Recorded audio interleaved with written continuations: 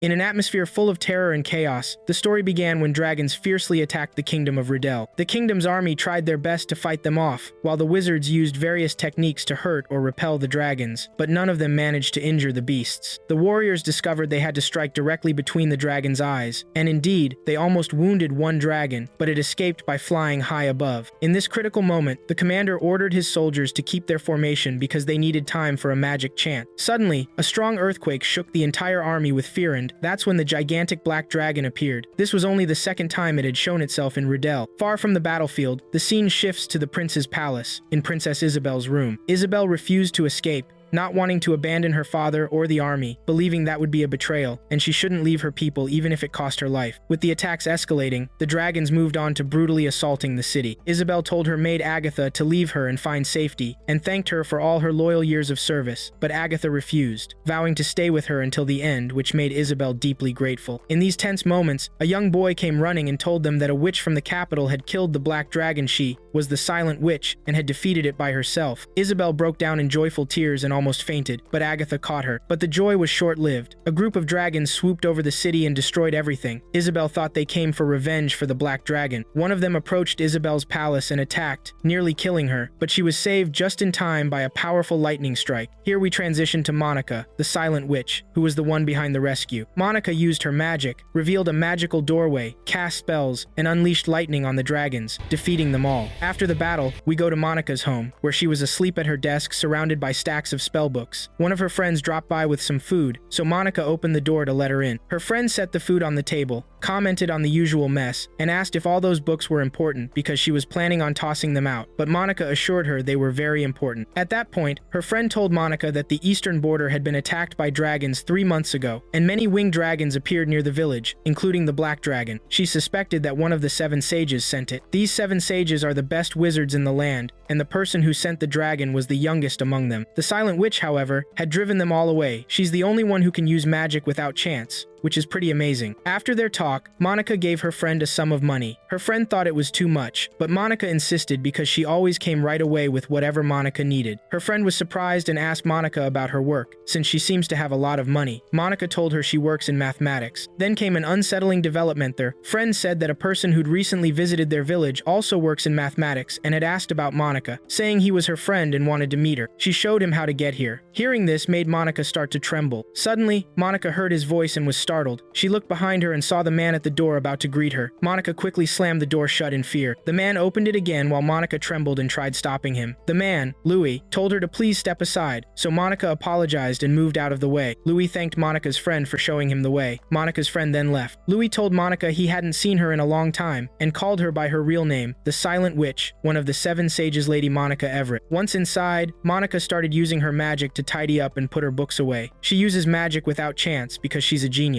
The story of Monica's mastery dates back to when she was studying at Minerva Institute for witch training. Monica was very shy and had a hard time interacting with people. Whenever she ran into a stranger, she would start trembling and couldn't speak. In the worst cases, she'd even pass out. She couldn't say the magic chants and was on the verge of failing until she had an idea. If her anxiety stopped her from chanting in front of examiners, she figured she would just try using magic without reciting anything. After that, the genius girl perfected spellcasting without chance. Back in the present, Monica kept tidying up but collapsed from exhaustion. Louis noticed she was still wasting her energy, so he asked his maid, Rin, to activate a soundproof barrier. Monica was surprised by this and thought to herself, if humans could control mana without spells, I wouldn't have needed to master chantless magic. Louis then told Monica he had come because he needed something from her. He explained that, by secret orders from the king, he had been working as the personal guard for the second prince. Even though his loyalty lay with the first king, he'd been given this job for some unknown reason, and he was suspicious about it. Still, talking about the king's intentions based only on his own guesswork would be rude, so he didn't tell her more. Louis explained that he was ordered to protect the second prince, Felix, without his knowledge. Felix studied at Serendia Academy, an elite boarding school. Louis admitted he could sneak into the academy, but it didn't suit his reputation or looks to be sneaking around like that. Rin thought Louis was showing off, but he didn't care about her opinion at all. Then, Louis gave Monica a complex magic item brooch that combined tracking and communication, with danger detection and a short-range physical magic shield. Louis was amazed. Monica figured this out just by looking at it, which showed how skilled she was. He confirmed that he had made it himself. He explained that this brooch, plus the matching one he'd given to Prince Felix, were identical, allowing him to track Felix's location at all times. Monica, worried, asked, "Isn't this spying?" But for Louis, it was normal. He'd been ordered to follow and protect Felix. Monica thought Louis would be in trouble if the prince found out, but Louis thought she was being too serious. He told her an old saying, "What he doesn't know won't hurt him." Then he explained his frustrating situation. The king had given this brooch to the prince as a gift, but it broke the very next day after Felix got it. And that happened after Louis had spent an entire week making it, non-stop, without sleep or food, all that hard work gone in one day. When the brooch broke, Louis couldn't stop bitterly laughing at the irony, especially since he'd endured being away from his wife to design this intricate piece. He began to laugh bitterly as he recalled the painful situation. Monica worriedly asked, "Is the second prince okay?" But Louis reassured her he was fine despite his extreme fatigue. He explained that when the brooch broke, the prince gathered his strength and rushed to the academy. When he arrived, they told him nothing important had happened and the brooch broke by accident. At this point, Louis couldn't hold back his anger, so he shattered the brooch with his hand out of sheer frustration. He asked Monica, "Do you understand what I mean now?" But Monica understood nothing of all this complexity. Finally, Louis frankly asked her to go to the academy and protect the second prince, but Monica strongly refused, believing she shouldn't have to do it. But Louis saw her as the perfect person for the job. Unlike him, she was part of high society. Even at formal events, her head remained covered and her voice low, so no one knew her true face. And it never occurred to anyone that a simple girl like her belonged to the prestigious Seven Sages, which made Monica feel very scared. Monica desperately tried to object, but Louis rejected it because she could use magic without incantations, which was perfect for providing covert protection. Monica cried a lot because she didn't want this heavy burden. Louis firmly told her that she had joined the Seven Sages 2 years ago, but she was still cooped up in this house, immersed only in paperwork. True, Monica had killed a dragon 3 months ago, but Louis had killed 10 dragons in the past 3 months and saw no point in bragging about it. He explained that she was one of the kingdom's top mages because she was a Seven Sage. Then he approached her and told her there were actions only she could carry out. He asked her, "Do you know that or not?" which made Monica very scared. She told him she had only joined the Seven Sages as a reserve, but Louis clarified that he would entrust His Majesty the King with full responsibility for guarding the second prince, meaning she had no choice but to accept the mission. Monica surrendered and reluctantly agreed afterwards. Louis wanted to tell her some important details, so she listened attentively. He told her that a long time ago, there was a girl without a family in a convent on Count Kerbeck's lands. The former Countess Kerbeck saw a resemblance between the girl and her late husband,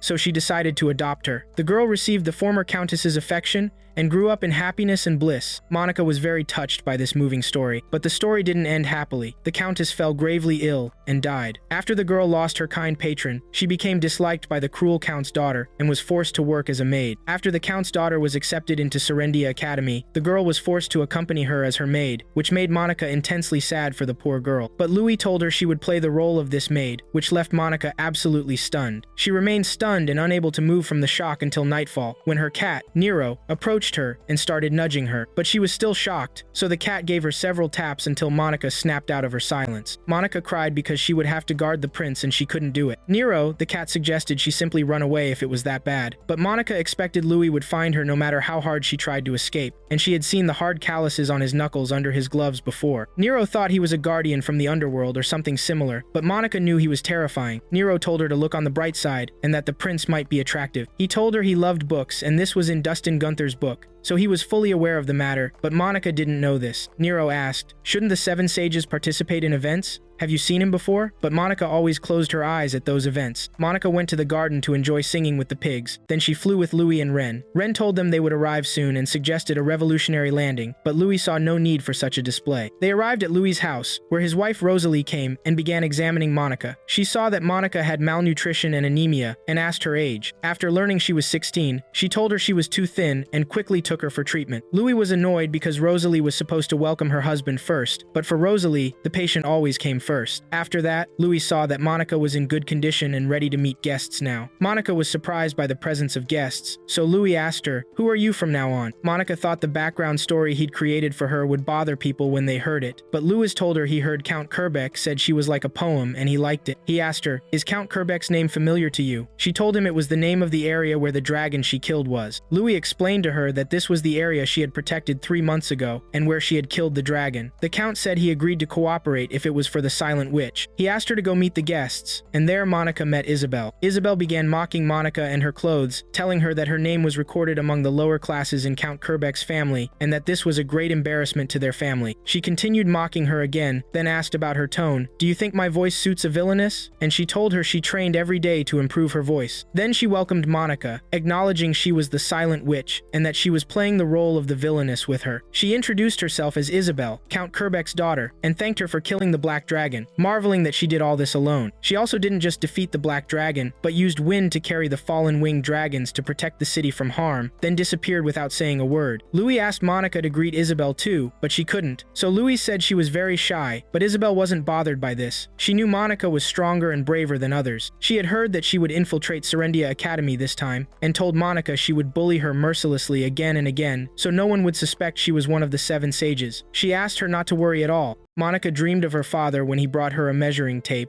and she measured everything in the house. She was very happy. Then she woke up. She was in a carriage, on her way to the academy to perform her mission. Then we moved to the academy. Isabel was annoyed that she would be sleeping in the same room as Monica, and that she shouldn't sleep with people like her in one room. The academy staff member apologized profusely to Isabel because he thought Monica was one of her relatives. But before that, while they were on the way, Monica was the one who objected to this, saying she couldn't share a room with anyone. However, Isabel told her to calm down and that she would solve this problem like a wicked lady. Then we returned to the academy, and Isabel felt shocked in front of the staff member, which led to the staff member pleading with her to calm down and saying he would do his best to solve this problem. Then Isabel told the staff member that the attic room suited her, but the staff member started thinking about an empty space there. Isabel told him if there was no empty space, he should put her in the stable, and she didn't care about that at all, which made Monica surprised by this behavior. Then the staff member immediately went to make preparations. Then Isabel looked at Monica and winked at her. Then we moved to the Serendia Academy Student Council. The council's treasurer, Aaron, was being prosecuted for evidence proving his manipulation of accounting records. The council secretary, Elliot, learned that this had happened more than 30 times and verified it. The storekeeper, Bridget, also asked if the manipulation included special budget funds. The public affairs officer, Neil, confirmed to her after reviewing them that the regular budget had not been accounted for, and the number could range up to 50 times. Then the council president, Felix, told him that he was nominated for the student council thanks to the recommendation of the council president's grandfather, Duke Clockford, and that he thought his grandfather would lose trust in Aaron's father after this incident, which made Aaron feel scared and upset about this. He started asking himself who would bear these costs. Felix told him that his stupidity would tarnish his reputation among counts still, but Aaron got very angry and attacked Felix, ordering him to shut up and reprimanding him that he was just an obedient dog to the royal duke in name only. He attacked Felix, but Cyril intervened and cast a spell on him that froze him in place. He told him that attacking the council president was punishable by death. Then Cyril apologized to Felix for overstepping his bounds, but the council president thanked Cyril for protecting him and told Aaron that he was suspended until his official expulsion notice was issued, which greatly shocked Aaron. Then we moved to Isabel, who was sad because she wanted to stay next to Monica to allow them opportunities for evening tea parties, but it didn't affect her mission. Then they saw the council members holding Aaron to throw him in prison. He was shouting that he hadn't done anything. Monica knew Aaron because she had met him before in meetings, as had the rest of the council members, except for Cyril. But his appearance was very important because he had the student council emblem. She thought Isabel was very suitable for this secret mission, more so than her. Then we moved to Monica's private class. The teacher, Victor, introduced Monica to the students and told them she had recently transferred there. He asked Monica to introduce herself to the students, but Monica felt extremely nervous because she had to say something. Victor asked her to stand upright because she was in a prestigious academy that included the country's elite, and students here were expected to show proper behavior and good cultural taste. Monica remembered being bullied by her friends at school. She didn't speak until Victor asked her to go to her seat. While the students were talking to each other, Monica was alone. Then one of the female students called out to her and told her name was Lana. She asked her why she styled her hair in braids, but Monica didn't know any other hairstyles. Lana noticed that the other students were talking about her, which made Monica feel extremely embarrassed. Then Lana asked Monica where she grew up. After learning she grew up in Lenox City, she was happy and told her it was a large city on the border. She asked her what was popular there, but Monica had no idea. Then Lana approached Monica and told her that lipstick was the latest trend in the royal capital. Monica was surprised by this. Then they heard the female students talking about them, and the students thought Lana was showing off to Monica because she was rich, and Monica was from the countryside. But Lana didn't care about them and left. Then she grabbed Monica's hair, untied it, and asked her not to move. move. Monica agreed to this, and Lana styled Monica's hair. Monica was a little nervous until Lana finished changing Monica's hairstyle and told her it was easy, and asked her to learn it later. Then she left. Then Monica looked in the mirror and was very surprised that she didn't even thank her. Then Monica walked around the academy and was afraid of being seen by the students, hiding from them as much as possible. She remembered Louis's punishment for her. Then she cried out that she would do her best to complete the mission, even drawing attention to herself. Then she quickly moved to an empty spot and pulled out a little food, wondering if it would be enough for her. She moved to a quiet and peaceful place until she met Prince Felix at the end of the road. Then she withdrew backward to find another place where no one was, and she didn't know that this was Felix. Then she was grabbed by Elliot, who told her she had fallen into a trap. He asked her if it was a weapon, but she answered that it was her food. But he didn't believe that someone would put their food in their pocket. He asked her who she worked for, and made her follow them to this place, which made Monica feel extremely scared until she fell to the ground, and the food fell from her pocket. She was in pain from being held so tightly. Felix asked Elliot to let her go, but Elliot didn't want to, and thought she was working with Aaron, but Felix signaled him to be silent until Elliot let her go. Then Felix approached Monica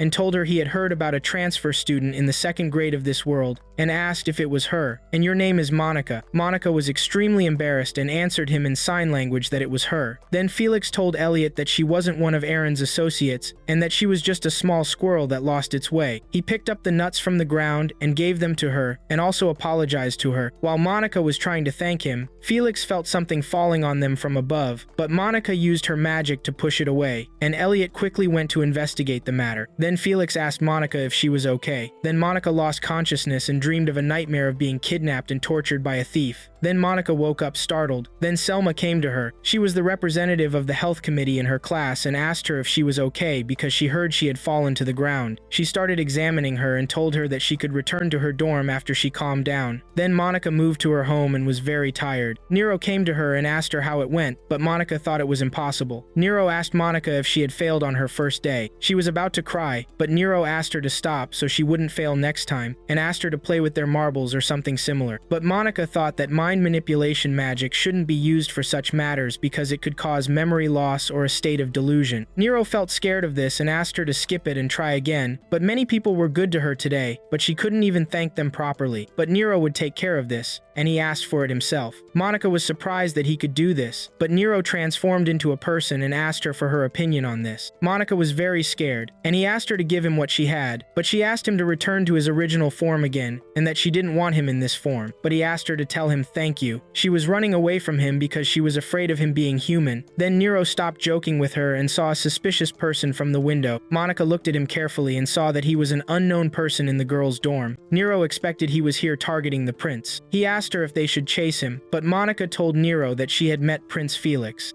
Then Monica remembered her father in the past and asked him if his special research would end when these accounts were finished. But her father hadn't finished the research completely when it ended, only a small part of it because it was huge. He told her that most people see this as useless, and Monica was surprised by this because he put a great effort into it. Then she returned to her present and woke up from sleep, washed her face, and looked in the mirror. She remembered that she hadn't taken care of her hair before. She looked at Nero and asked him about something he doesn't consider useless. But Nero asked her, "Are we talking about philosophy?" He told her he knows the word philosophy and asked her to praise him. Monica then praised him, and when she did, he told her these are the useless words, praise being one of them for him. It makes him feel warmth and inner comfort, and it's better for him to enjoy useless things. Life is full of useless things, so why not enjoy them to the fullest? And Dustin Gunther wrote this in his novel, but Monica put her utmost effort to survive, so how could she enjoy something useless? Then she remembered her father's words. The more intense the challenge, the greater the pleasure, Monica. Monica saw that she must challenge herself. Then she moved to her classroom and tried to talk to Lana. Lana was surprised by her appearance and asked what she did to herself. Monica told her she tried to do what Lana did for her yesterday, but she couldn't. She gave her the headband and thanked her for yesterday, but Lana didn't need the headband from her. Then Monica asked Lana to show her the way she styled her hair yesterday. She felt foolish for missing the main point, which made Lana laugh at her. Then she asked her to sit down, which made Monica happy. Then Lana began teaching her. She told her that this comb was made by a craftsman in Anil, and that it was studded with small, finely set gemstones. Then she stopped talking and told her that all her stories are boring, which is why she became newly rich. So she has nothing special to say. But Monica felt stressed again, but she told her that her stories are boring again because she only talks about numbers, which made Lana laugh and tell her that this is strange. Monica laughed with her too. Then she saw her hairstyle in the mirror and was amazed by its beauty. The position and angle of the braid made a big difference, and the amount of hair gathered was good. But Lana told her that these things are not measured by numbers, but by feeling. She asked her to undo it and do it again. Monica asked if she would undo it despite its beauty, which angered Lana because if she didn't do it herself, she wouldn't learn how to do it later. Then Elliot entered their classroom, which surprised the students except for Monica. She felt extreme tension when she saw him and immediately hid. Then Elliot approached her and uncovered her, telling her that she hides immediately when she sees anyone's face. He told her she was a shy little squirrel, but Monica told him she was human and was extremely embarrassed and stressed. Then Elliot asked her to be silent and follow him. Then they moved to the student council office. Felix apologized for summoning Monica suddenly and introduced himself to her as Felix, the president of the student council. Then she remembered Louis telling her that this was a silly way to meet. Then Monica thanked Felix, which surprised Felix, who said he hadn't done anything worth thanking him for. She told him about the hazelnut and the hospital, but he told her not to worry about that. Then Monica asked Felix why he sneaked out of the dormitory, which angered Felix because it was the first time he heard this. Then he asked what Monica meant. Then Monica told him she saw him last night from her room window. But Felix thought she might have seen a suspicious person and asked her what he looked like. But she couldn't see his face because of the robe, but his build was similar to Felix's. However, Felix saw this as normal because many people have the same build as him. But Monica explained to him with evidence and proofs that it was him, until Elliot said she was truthful in every word. Felix said, "It was definitely me." Elliot thought Cyril would faint if he heard this. Felix thought she was a little squirrel who could never harm anyone at all, and if she was an assassin, he wouldn't have hesitated to do something to her when they were alone, or if she declared it without hesitation. Elliot asked Felix for his explanation for dropping the flower pot on them, but Monica expected it to fall by chance. But Felix said that everything started with the intervention of the student council treasurer in the budget until the procedures for his expulsion were completed. We decided to lock him in the student dormitory, and Aaron hinted at the presence of a partner in his crime, which led to an accident for him before. So Elliot set a trap in the backyard. Monica was shocked when she learned that she was an assassin in their eyes. She imagined Louis telling her that she succeeds in accomplishing things in more unexpected ways. Then Elliot approached Monica and asked her, "You are Aaron's partner, aren't you?" She told him no, she wasn't. But Elliot asked her that she would find the real partner for him, which shocked Monica again. She told him she would do it, and Felix told her he would leave it to her. Then Monica moved to the courtyard and cried a lot because of what happened to her. Nero told her that she had become a personal bodyguard then. He asked her, "Isn't it a problem to be seen as an assassin?" Which stunned Monica.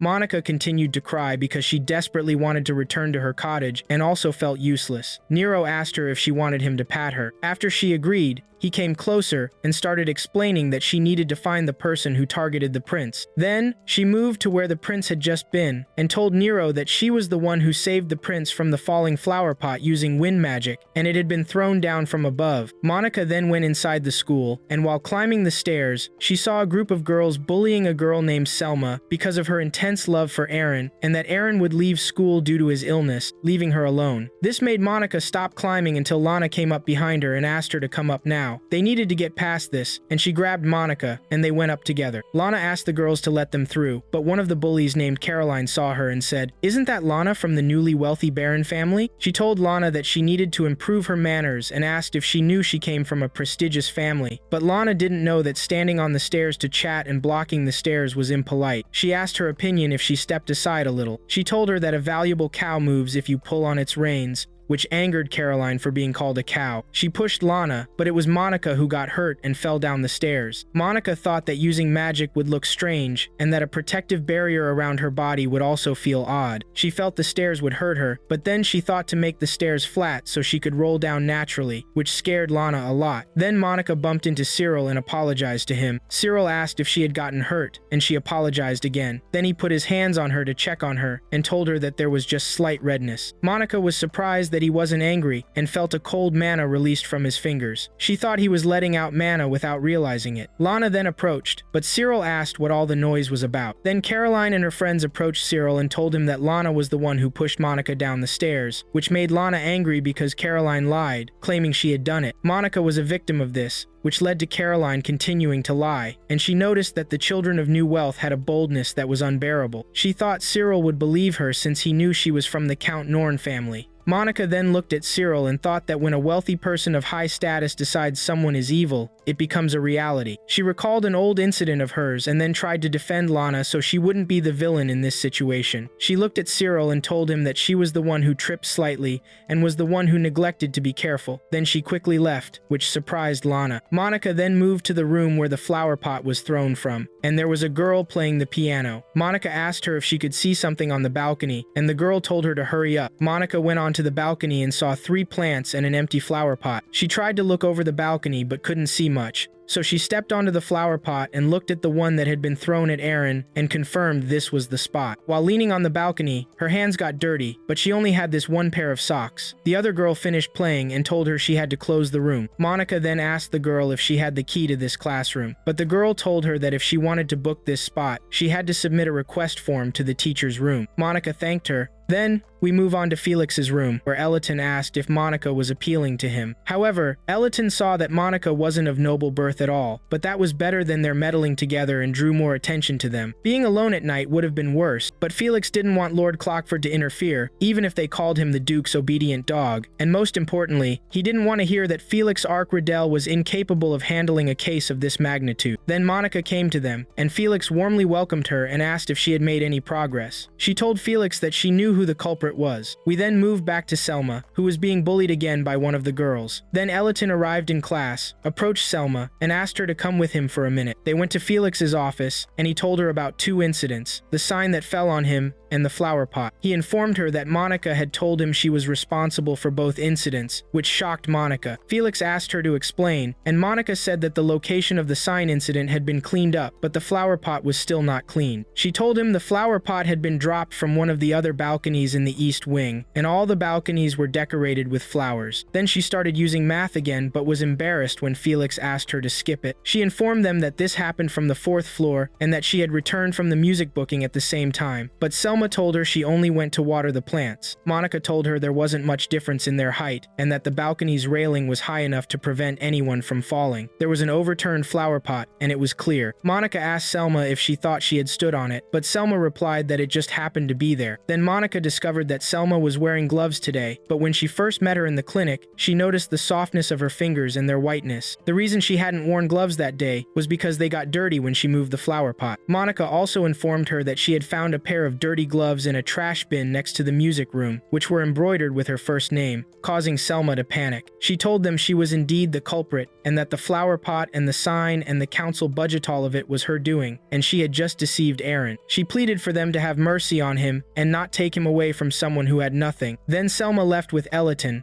and Monica asked Felix what would happen to her, and Felix told her she had committed an attempt on royalty, and her whole family would face execution, which made Monica very worried about her. However, Felix said this is what he wanted, but he had another solution, which was for her to withdraw from school on the pretense of illness. Additionally, she was ready to give up everything to care about them. This affected Monica deeply. Then Monica looked at the accounting papers in front of Felix, and told him they contained many errors, which astonished Felix. He then asked Monica to help him review the accounting records, and Monica didn't object at all, and felt happy because she had missed working with numbers for a long time. Felix then gave her a big surprise and appointed her as the treasurer of the student council. Monica fainted when she heard this. Then she moved to her room, still shocked by the news. Nero tried to wake her, and told Monica that she had ended up as the treasurer of the student council. Nero saw that this would make it easier for her to guard the prince, but she lay on the bed and kept crying. Monica then recalled an incident in Felix's office when Eliton was surprised by Monica's appointment as student council treasurer. Felix asked her to review the past 5 years, and she completed this within 2 hours while he was away from his seat. Felix then asked Monica about her opinions on the accounts, and she hesitated to speak as usual, but Felix asked her to share and assured her he wouldn't be angry at her honesty. However, Monica was shocked by the glaring neglect in handling such a large sum of money, which caused Cyril to get angry at how she spoke to the prince like that, making Monica feel scared. Then she returned to her present and said she wanted to go back to her cottage. We then moved to Cyril, who was angry about Felix's decision to appoint Monica as treasurer, but he didn't like it because of her way of speaking to the prince, and began reviewing Monica's amendments, which led to his great surprise. Then he left the room, but he felt a pain in his head and realized realized he needed to go to sleep. The next day, we moved to Monica's room, where she was drinking her tea and thinking about what would happen next. Then we moved to Isabel's room, where she was yelling at Monica and smashing cups to play the role of the villainess, drawing the attention of the other students. She continued to hit the pillow as if it were Monica, and after that, she realized she played the villainous part rather well, receiving encouragement from her maid. However, Monica protested against smashing the cups, but Isabel had a box of cups and claimed she only used the ones that were slightly broken. Then she congratulated her on her new appointment as treasurer of the student council and approached her, asking if she had changed her hairstyle. Monica told her that a girl from her class had done it for her, which impressed Isabel, and she said it suited her really well. Isabel asked her maid to style her hair the same way, but the maid told her that villainous ladies don't style their hair that way, unlike the girl they bully. Still, she would make an effort to style it beautifully during the holidays. We then moved to Monica's class, where Lana approached her and asked if she had been appointed as the student council treasurer. However, Monica didn't answer her. Lana then told her she wasn't part of the group that had bullied her yesterday and that Caroline had done it, but she was the victim and apologized to her, asking if she had been hurt. But Monica was fine. Lana noticed that Monica's hairstyle had come undone and said she needed to redo it for her. We moved to Felix's office, where Felix asked Cyril to teach Monica how to perform the duties of the treasurer starting today. Cyril was surprised by this but agreed. Monica wondered why Felix had asked Cyril himself, but it was because Cyril had been the treasurer before he became vice president. He asked her if she wanted to learn directly from him, but Monica preferred someone her age. Then Felix told her that Cyril would be the one training her, which shocked her. Cyril and Monica then moved to an office alone, and Cyril told Monica that the treasurer is busy at the beginning and end of the month. He asked her not to ignore any of the points he had listed. Monica then sneezed, and Cyril thought the room was a little cold, so he opened the window and gave her a scarf to put around her neck. Monica thought to herself that the place was cold because Cyril was exuding energy from his body.